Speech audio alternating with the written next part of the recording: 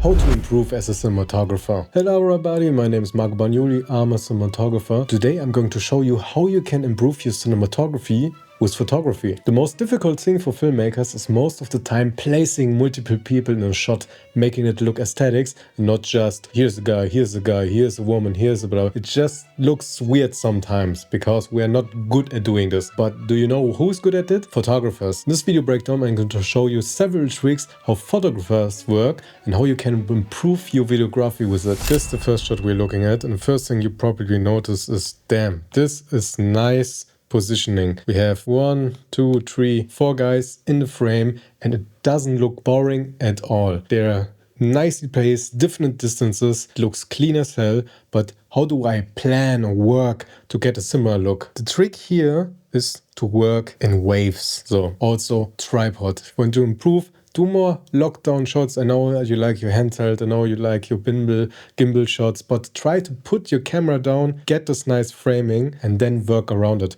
Because in photography, we work more in a framed way. So as you can see, we have this clean white background with a little bit of texture. And we do this because now the focus is more on our models. Because that's our job as a videographer, cinematographer.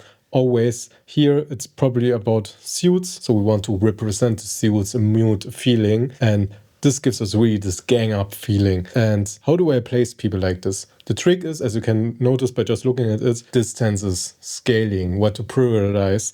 But in my head I always think about just waves, curves. So most of the time these people are just placed in waves. So that's just like in your Bitcoin or other thing you're investing in. Always try to put them like this, because when you put someone closer you get a bigger wave, then you make something smaller, the wave goes down, then another one bigger, the wave goes up, and then something like this as a big highlight, it goes up again. This is how you normally work and things of shots like this. Also color, prioritize. So this scene, this brown asset suit is the most important part. So clearly put it in the front, because people tend to look at something that is closer to the camera or extremely bright. Overall, even though we have 3 guys sitting here, also very cool posing, this guy stands out just because size. Then also lighting, pretty important. You have always in this fashion type shots and so on, try to aim at that the sun is always at an angle.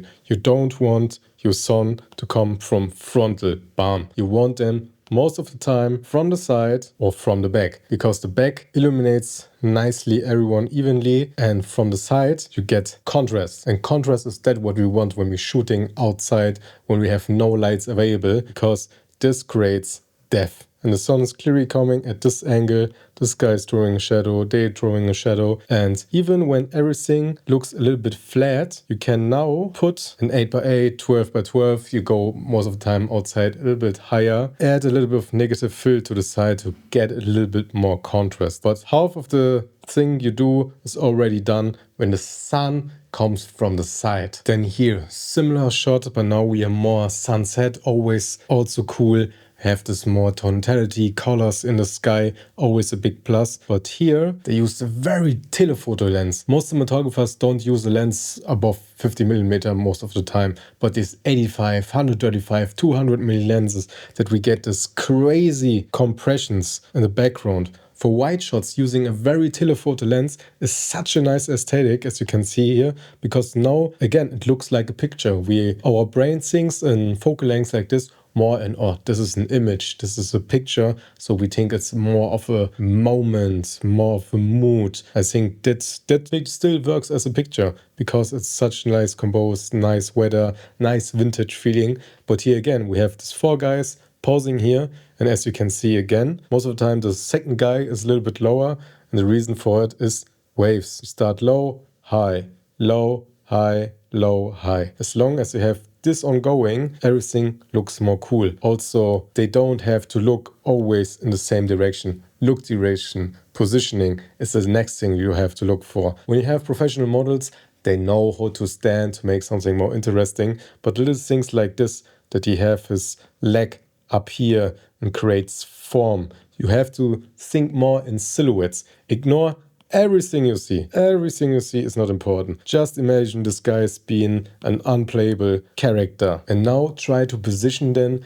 that you understand and know what's happening, even though you wouldn't know what they're doing. With him standing there, having his hand here, putting the hand in a talking position, we know, okay, there's one person talking to the other.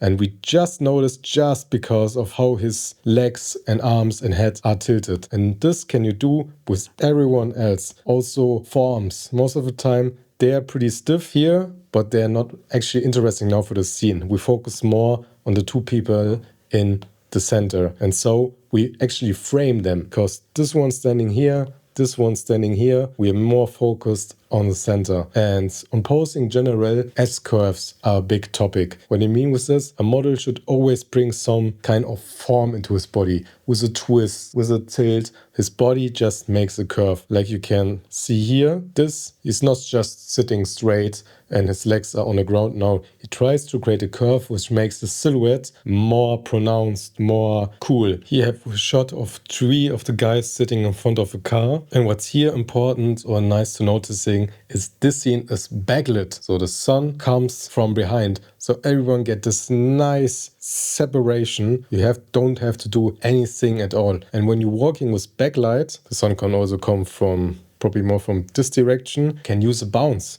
Now we can put a bounce board on this side and give the guys a nice key from the side. Then put a T-bar, again 12 by 12, 20 by 20, everything you could fit in this place with a black negative side to create a little bit of contrast on the other side of the person. So you don't have to use one single light when you're outside and still get this nice popping colors. Also again, telephoto lens, not pretty bright, everything very compressed. Also a nice shot from the commercial. You always have to think about new angles. So don't have to be new angles, but we most of the time everything is everyone has stress or has exhaust on set, and you always think more in your eye level, ground level, a little bit higher. But people forget often to do top shots. Go very high, go very far away, get very close. Look at the ground, search for reflections. Reflections are always a cool way to create some interesting impact on your normal shots.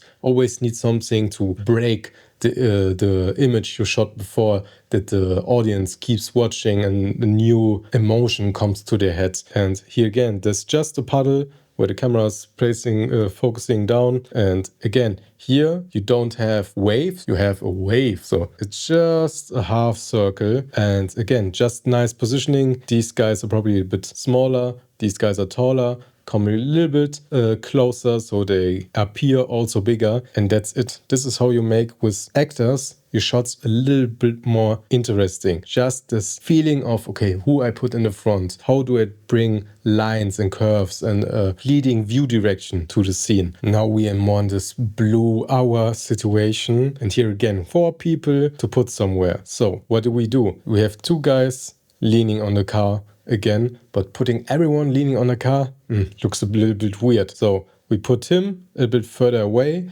and he is doing whatever the hell he's doing there. But why do we do it? Because we need to create waves, distances, spaces, so that everything can breathe and we have more things to look at. Because 3 people on one place are fine. They have a dialogue. But when we now put this guy here or even here, we destroy the balance of the image. Most of the time we work with the golden rule, how everything is 2/3, 1 2/3, and this basically is we put a lot of weight in this part of the image, but we have to put something else on this side of the image, otherwise it would feel very empty and not cool. And also because one person is probably not enough. Normally you would probably put 2 there, but we only have 4 people. We try to extend his body, so he's leaning. So because now always people normally read the image from left to right, because that's how we read, is his leading line, bring our view back to these people. So this is the reason why he has this pose. Also, he takes more space in the 1/3 of the image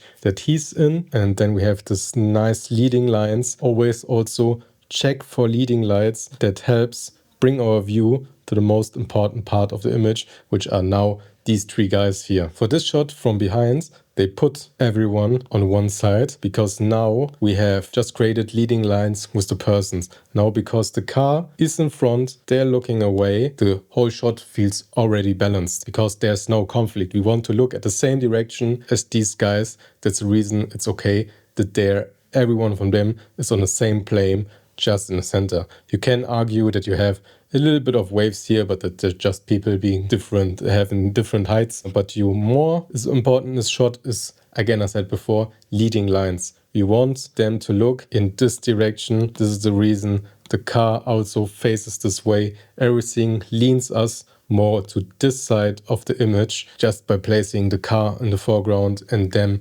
looking in this direction. If you enjoyed this video, I would really appreciate subscription from you. My name is Marco Bagnoli and I'll see you next time.